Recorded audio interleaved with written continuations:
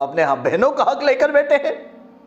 جہنم کو اپنے پیٹوں میں اتار رہے ہیں، اور پھر امید کرتے ہیں کہ ہمارے نمازوں میں خشوع و خضوع پیدا ہو، حضور صلی اللہ علیہ وسلم کی زیارت ہو۔ ہرگز اس وقت تک ہمارے نمازوں میں خشوع اور خضوع نہیں پیدا ہو سکتا، اور تہجد کی حلاوت اور روزے کا مزہ اس وقت تک محسوس نہیں ہو سکتا جب تک ہم ہمارے حق میں مکمل طور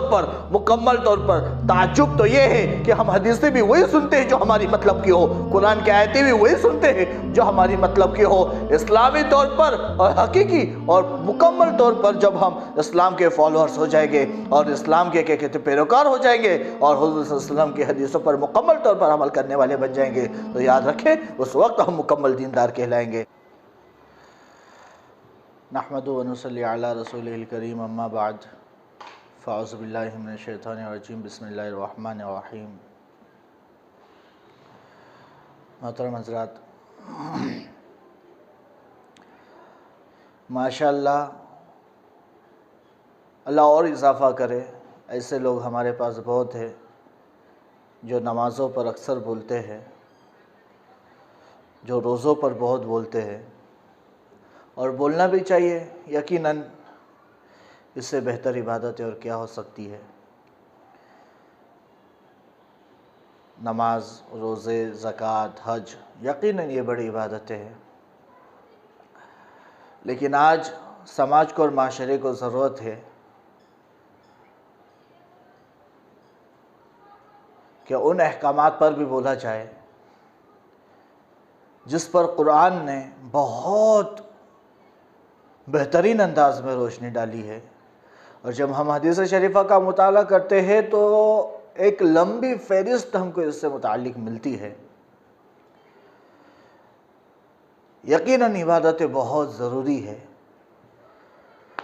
اور میرا دل جب خوش ہو جاتا ہے جب میں دیکھتا ہوں کہ مسجد میں ماشاءاللہ اکثریت ہمارے نوجوانوں کی ہوتی ہے۔ ہم دیکھتے تھے آج سے 10 سال پہلے، 5 سال، 7-8 سال پہلے،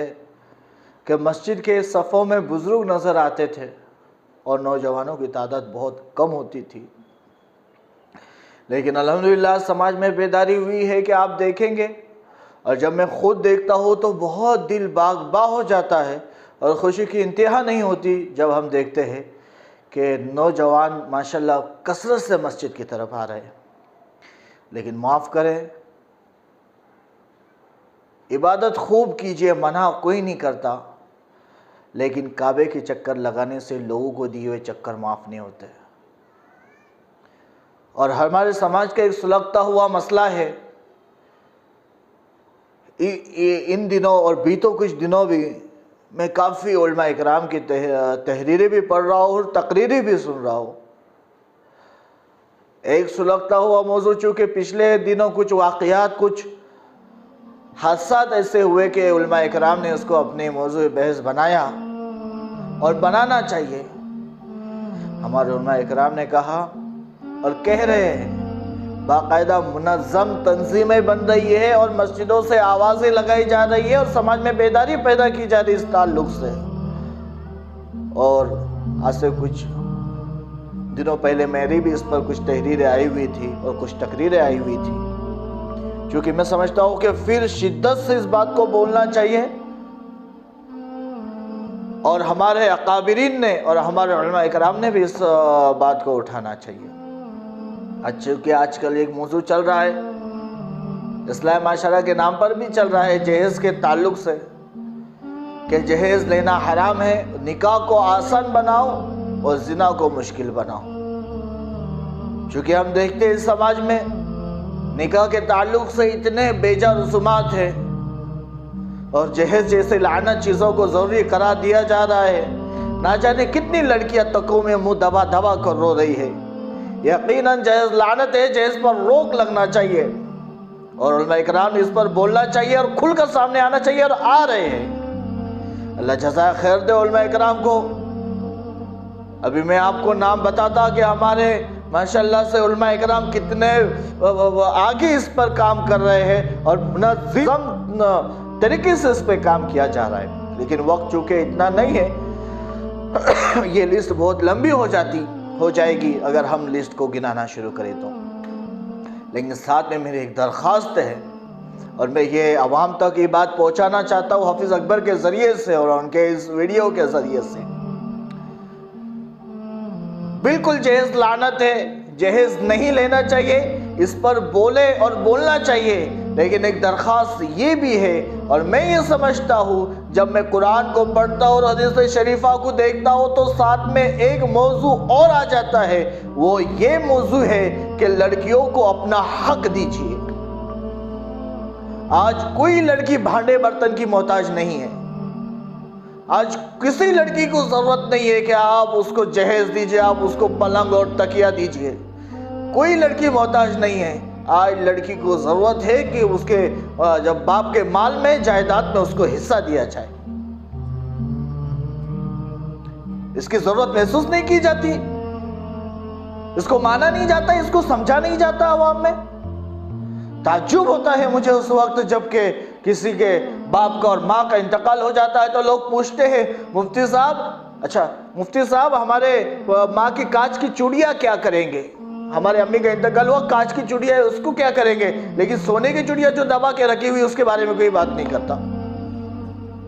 ہمارے ایک عزیز مفتی صاحب، ان کا پچھلے دنوں فون آیا اور انہوں نے کہا کہ مفتی صاحب بڑا تعجب ہے، بہت زیادہ تعجب ہے کہ ایک کچھ دو چار لوگ ہیں وہ لڑ رہے ہیں اور اپنے بہن کو ماں کی مرنی نہیں دے رہے، وہ جو ناک میں پہنتے ہیں وہ چھوٹی سی چیز 100 200 300 400 روپے اس پر جھگڑا ہو رہا ہے ماں کی میت میں۔ افسوس ہے، حق دبایا بھی جا رہا ہے تو بہنوں کا حق دبایا جا رہا ہے، حق مارا بھی جا رہا ہے تو بیٹیوں کا حق مارا جا رہا ہے۔ میں کہتا ہوں کہ اگر آپ کے لڑکیوں کو آپ اگر اسٹیبل کرنا چاہتے ہو، مضبوط کرنا چاہتے ہو، ان کو اپنے پیروں پر کھڑا کرنا چاہتے ہو تو آپ کے بیٹیوں کو یقیناً جہیز جیسی ہر چیز سے آپ رکیے، بچیے، لیکن یاد رکھیے آپ اس کی وصیت کیجئے، آپ کے خاندان بھر میں یہ بات چلا دیجئے کہ ہمارے مرنے کے بعد ہمارے جتنا حق ہمارے جائیداد پر لڑکوں کا ہے، شریعت کے اعتبار سے حق لڑکیوں کا بھی ہے۔ آج کیوں ہمارے سماج کے لوگ اور ہمارے لوگ کیوں اس بات پر آگے نہیں آتے، اور کیوں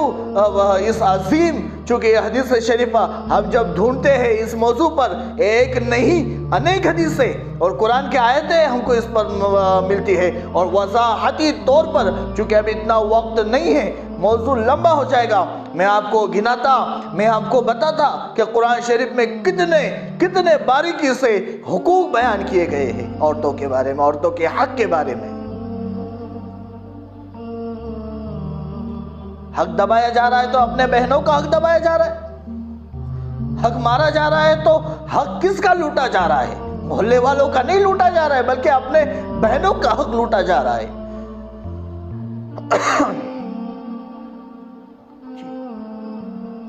اور جب سماج میں کوئی لڑکی خودکشی کرتی، یقیناً خودکشی حرام ہے، پوچھ کش ہوں گی، خودکشی نہیں کرنا چاہیے، لیکن جب لڑکی خودکشی کرتی ہے تو واویلا مچ جاتا ہے، طوفان آ جاتا ہے۔ میں کہتا ہوں ان سماج کے ٹھیکیداروں سے، اگر آپ خودکشی روکنا چاہتے ہو اور لڑکیوں کو مضبوط اور مستحکم بنانا چاہتے ہو تو یاد رکھو لڑکیاں مضبوط ہوں گی یہ اپنے میراث کے حق کو پا کر۔ آج لڑکی محتاج نہیں ہے کپڑوں کی، آج لڑکی محتاج نہیں ہے پلنگ بستر کی، آج لڑکی محتاج نہیں ہے برتن بھانڈے کی، بلکہ لڑکی کو ضرورت ہے سر چھپانے کے لیے چھت ہو۔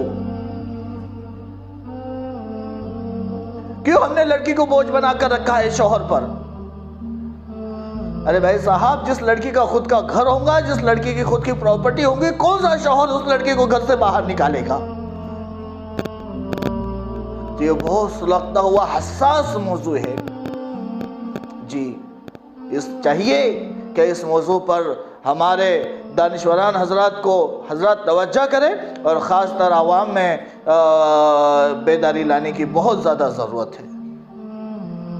جی۔ ویڈیو لمبا ہوگا اور چونکہ وقت بھی اتنا زیادہ نہیں ہے، ورنہ انشاءاللہ میں اس پر اور مزید روشنی ڈالتا۔ انشاءاللہ اللہ کے ذات سے امید ہے کہ آئندہ جب ویڈیو بنے گا تو انشاءاللہ تفصیل سے اس پر گفتگو ہوں گی۔ لائیو آنے کا مقصد اور ویڈیو بنانے کا مقصد یہی تھا کہ ہمارے جو بھائی ہیں اور ہمارے لوگ ہیں ان تک یہ آواز پہنچ جائے اور ان تک یہ بات پہنچ جائے کہ اپنے جائیداد میں اور اپنے باپ کے چھوڑے ہوئے پراپرٹی میں آپ کے بہنوں کا بھی حق ہے، ان کا بھی حصہ ہے۔ جتنا زیادہ حق آپ کا آپ کے باپ کے پراپرٹی پر ہے، اتنا ہی حق آپ کے بہن کا بھی ہے آپ کے باپ کے پراپرٹی پر۔ جی، اس بات کو سمجھے، کل قیامت کے دن پوچھگچھ ہوگی اور اللہ کے سامنے پیش کیا جائے گا۔ میں پوچھتا ہوں، کیا وہ نوجوان بھول جاتے ہیں؟ کیا ان کو اللہ کے سامنے پیش ہونا ہے، اللہ کو منہ دکھانا ہے؟ کیا وہ سمجھتے ہیں ان کا حساب لینے کے لیے کوئی اور خدا آئے گا؟ جب ان سے پوچھا جائے گا حق کے بارے میں، جب ان سے پوچھا جائے گا تم نے ڈاکہ ڈالا تھا، تم نے لوٹا تھا، کسی اور کا حق نہیں بلکہ اپنے بہنوں کا حق، اس وقت کیا جواب بنے گا؟ جی، تو بہرحال میں مختصر طور پر اس بات کو میں اپنے بات کو سمیٹنے کی کوشش کرتا ہوں۔ مختصر طور پر یہ آپ سے یہ پیغام اور یہ میسیج آج کی اس ویڈیو سے پہنچاتا ہوں کہ اللہ کے واسطے بیدار ہو جائیے۔ یقیناً اللہ برکت دے آپ کے حج میں اور آپ کے نمازوں میں اور آپ کے عمرے میں۔ اللہ آپ کو اور توفیق دے عبادتوں کی، عبادتیں کرنا چاہیے، اس میں کوئی شک نہیں ہے، کوئی دو رائے نہیں ہے، لیکن یاد رکھیے یہ بڑا حساس موضوع ہے اور میں دونوں طریقے سے، اسلامی طریقے سے بھی اور سائنٹیفک طریقے سے بھی اس کے انشاءاللہ جب ویڈیو اور نیکسٹ ویڈیو جب بنے گا دونوں طریقے سے میں اس کی باتیں سامنے رکھوں گا۔ بس ابھی کے لیے میں یہ درخواست کرتا ہوں کہ آپ لوگ چونکہ، اور میں نوجوانوں سے خاص طور پر یہ درخواست کرتا ہوں کہ میراث کے تعلق سے علم حاصل کریے اور میراث کے تعلق سے علماء کرام سے رابطہ کیجیے اور میراث کے تعلق سے کتابیں پڑھیے کہ قرآن میں میراث کے تعلق سے کیا ہے، حدیثوں میں میراث کے تعلق سے کیا بتایا گیا ہے، حضور صلی اللہ علیہ وسلم نے حقوق کے بارے میں کیا تعلیمات دی ہے۔ یقیناً آج ہم کہتے ہیں کہ درست ہونا چاہیے ہمارے سجدے، ہم یقیناً اس کی فکر میں ہیں کہ درست ہونا چاہیے ہمارے قیام، صحیح ہونا چاہیے ہمارے رکوع، یقیناً ہم اس بات کے قائل ہیں، لیکن کیا ہم اس بات کی کوئی فکر نہیں کہ ہماری زندگی بھی صحیح ہونا چاہیے اور ہماری آخرت بھی صحیح ہونا چاہیے؟ مجھے افسوس تعجب ہوتا ہے کہ ہمارے نوجوان لوگ آج، چونکہ آج بڑے مجمع میں یہ بات کی جائے تو لوگ ہنسیں گے اور لوگ کہیں گے کہ، اور خاص کر ہمارے نوجوان کہیں گے کہ مولانا آپ کون سے دور کی بات کر رہے ہیں، آپ کیا بات کر رہے ہیں؟ اگر کہا جائے لوگ نوجوانوں سے کہ آپ کیا اپنا خود کا محاصرہ نہیں کرتے، کہ آپ اپنے طبیعت کے بارے میں اور اپنے آپ کے بارے میں نہیں سوچتے؟ جب آپ کو حضور صلی اللہ علیہ وسلم کی زیارت نہیں ہوتی، ہمارے نوجوانوں کی زندگی کے 300 سال نکل جاتے، 400 سال نکل جاتے، لیکن ان کو حضور صلی اللہ علیہ وسلم کی کبھی زیارت نہیں ہوتی، نہ تو ان کو بیت اللہ کی زیارت ہوتی ہے، نہ ان کو مدینہ شریف کی زیارت ہوتی ہے۔ اگر ان کو کہا جائے حضور صلی اللہ علیہ وسلم کی زیارت کے بارے میں تو وہ تعجب کریں گے کہ مولانا دنیا میں بھی حضور کی زیارت ہوں گی، اور جب کیا کہتے ہیں ان کو بتایا جاتا ہے یہ چیز کہ ہمارے اکابرین وہ تھے جن کو اگر ایک رات بھی حضور کی زیارت نہ ہو تو وہ دن بھر رویا کرتے تھے، اللہ سے معافی مانگتے تھے کہ اللہ ہم سے کون سا گناہ سرزد ہوا کہ آج ہمیں آقا کی زیارت نہیں ہوئی۔ یاد رکھو یہی وہ معاملات ہے، یہی وہ حدیث شریفہ ہے جس کو ہم ہمارے زندگی میں لائیں گے اور ہمارے اندر اتاریں گے تو یقیناً لازمی ہے کہ حضور صلی اللہ علیہ وسلم کی زیارت آپ کی آنکھوں کو کرائی جائے گی۔ ہم اپنے بہنوں کا حق لے کر بیٹھے ہیں، جہنم کو اپنے پیٹوں میں اتار رہے ہیں اور پھر امید کرتے ہیں کہ ہمارے نمازوں میں خشوع و خضوع پیدا ہو، حضور صلی اللہ علیہ وسلم کی زیارت ہو۔ ہرگز اس وقت تک ہمارے نمازوں میں خشوع اور خضوع نہیں پیدا ہو سکتا، اور تہجد کی حلاوت اور روزے کا مزہ اس وقت تک محسوس نہیں ہو سکتا جب تک ہم ہمارے حق میں مکمل طور پر تعجب تو یہ ہے کہ ہم حدیثیں بھی وہی سنتے ہیں جو ہماری مطلب کی ہو، قرآن کی آیتیں بھی وہی سنتے ہیں جو ہماری مطلب کی ہو۔ اسلامی طور پر اور حقیقی اور مکمل طور پر جب ہم اسلام کے فالوورز ہو جائیں گے اور اسلام کے پیروکار ہو جائیں گے اور حضور صلی اللہ علیہ وسلم کی حدیثوں پر مکمل طور پر عمل کرنے والے بن جائیں گے تو یاد رکھیں اس وقت ہم مکمل دیندار کہلائیں گے۔ اللہ سے دعا ہے کہ اللہ تعالیٰ اس حساس موضوع کو ہم کو سمجھنے کی توفیق عطا فرمائے اور ہمیں ہمارے بہنوں کا حق مکمل طور پر اسلامی طریقے سے مکمل طور پر دینے کی توفیق عطا فرمائے۔ وآخر دعوانا ان الحمدللہ رب العالمین۔